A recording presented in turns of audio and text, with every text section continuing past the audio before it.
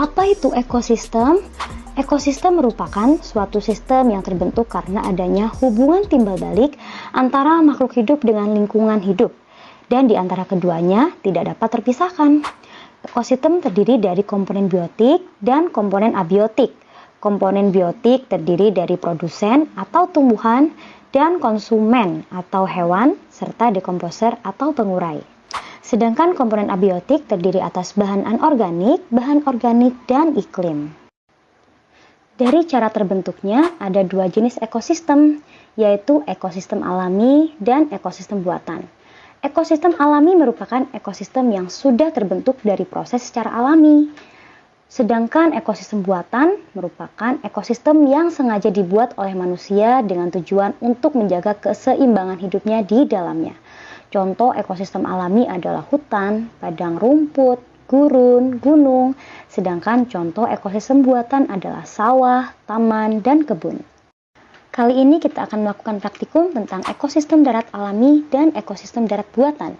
Adapun alat dan bahan yang harus kita siapkan adalah lembar pengamatan, alat tulis, aplikasi barometer, serta lingkungan sekitar. Yang pertama, kita akan menuju ekosistem darat alami, yaitu hutan. Komponen abiotik beserta kondisinya yang ada di hutan antara lain, kondisi cahayanya cukup, suhunya mencapai 32 derajat Celcius, jenis tanahnya gambut dan subur, anginnya semilir, serta keadaan airnya sangat cukup. Kemudian kita akan mengamati komponen biotiknya yang terdiri dari tanaman dan hewan. Yang pertama ada pohon waru, yang kedua ada tumbuhan paku-pakuan, yang ketiga ada pohon pepaya, yang keempat ada pohon mengkudu, dan yang kelima ada tanaman binahong. Kelima tanaman tersebut saling berinteraksi dengan komponen abiotik di lingkungannya, di mana tanaman membutuhkan cahaya matahari, air, dan juga tanah untuk membantu proses pertumbuhan dan perkembangannya. Selain itu, dalam beberapa tanaman juga membutuhkan hewan yang dapat membantu proses penyerbukan. Selanjutnya kita akan mengamati beberapa hewan. Yang pertama ada lebah, yang kedua ada laba-laba, yang ketiga ada kutu putih, yang keempat ada semut, dan yang terakhir ada kupu-kupu merbabu.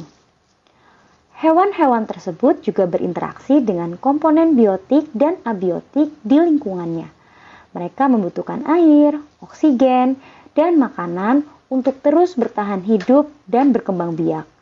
Dalam hal ini, tumbuhan sebagai produsen dan hewan sebagai konsumen. Selain itu, terdapat juga dekomposer atau pengurai. Mereka adalah makhluk hidup atau organisme yang memperoleh energi dengan cara menguraikan sisa-sisa makhluk hidup lain yang sudah mati.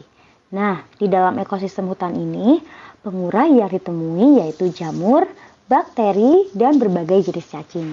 Selanjutnya kita menuju ekosistem darat buatan yaitu sawah. Komponen abiotik yang akan kita amati meliputi cahaya. Terlihat cahayanya sangat terik, suhunya mencapai 32 derajat Celcius, tanahnya sedikit kering, anginnya cukup semilir, dan kondisi airnya cukup banyak.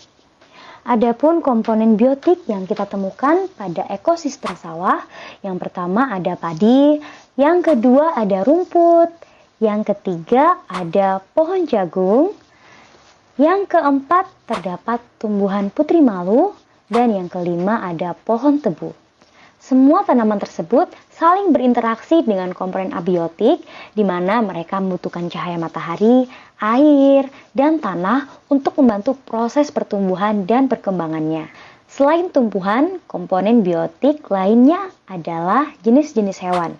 Yang pertama ada siput, selanjutnya ada semut, yang ketiga ada kadal, yang keempat terdapat belalang, dan yang kelima terdapat capung.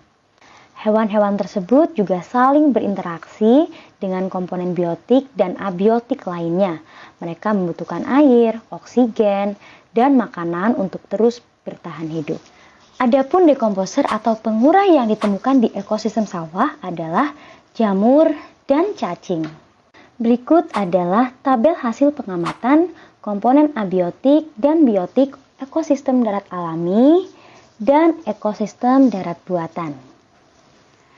Kesimpulan pengamatan hari ini adalah dari hasil pengamatan pada lingkungan sekitar, yaitu hutan dan sawah, menunjukkan bahwa di alam ini terdapat hubungan timbal balik antar unsur atau komponen biotik dan abiotik yang membentuk sistem ekologi atau yang disebut dengan ekosistem.